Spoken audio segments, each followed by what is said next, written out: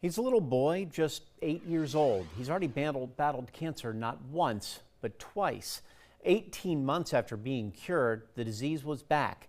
His parents, though, say Phin Michael's fight affects his family, his friends, but they're still determined to keep fighting and not stop him from being a kid.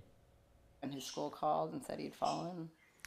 He'd had these bruises, and his energy was sort of declining.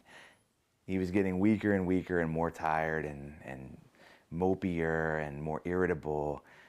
And we were like, what's going on? There's got to be some explanation, because you think as a parent, like, what the worst possible scenario would be leukemia, like childhood cancer.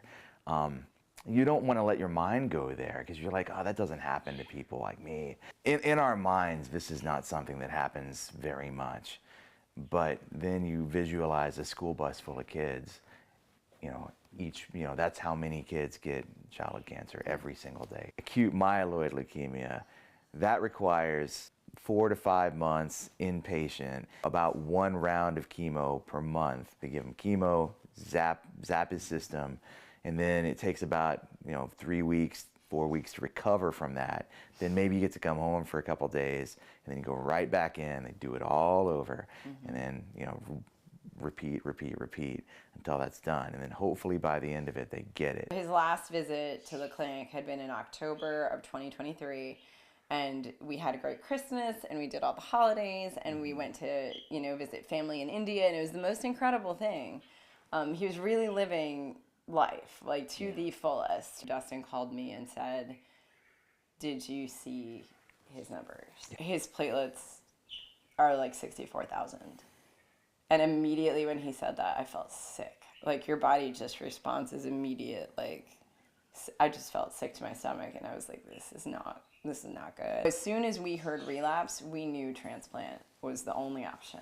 And how do you tell, 6-year-old, 7-year-old, that you have to go back to the hospital and now you have to do this too?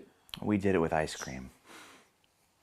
Yeah, we did, actually. And that was the saddest ice cream we've ever had. That was terrifying, because we know and have seen so many people that do not have a match in that registry. There is no one on the globe that is in there that matches them, or matches them well enough to be a good fit.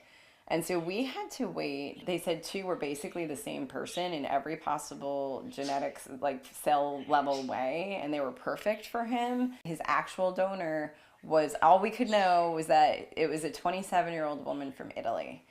And so she very selflessly and probably very painfully traveled to have them extract her bone marrow. Is there any way to explain what that person means to y'all?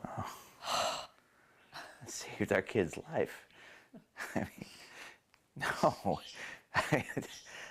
There's no way to explain that. No. That's the greatest gift that anybody could give. And she saved our child. The Michaels now have to wait at least 1 full year before Phin could potentially meet that donor. But when that day comes and she agrees, they already have plans to go overseas just to say thanks. Well, if you'd like to help kids like Phin fight cancer, you can make a donation or log on to the Cure Childhood Cancer Katie's Gathering silent auction. The information for that is on our screen right now, and we'll have a link for you as well on WSAV.com/Katie's Gathering.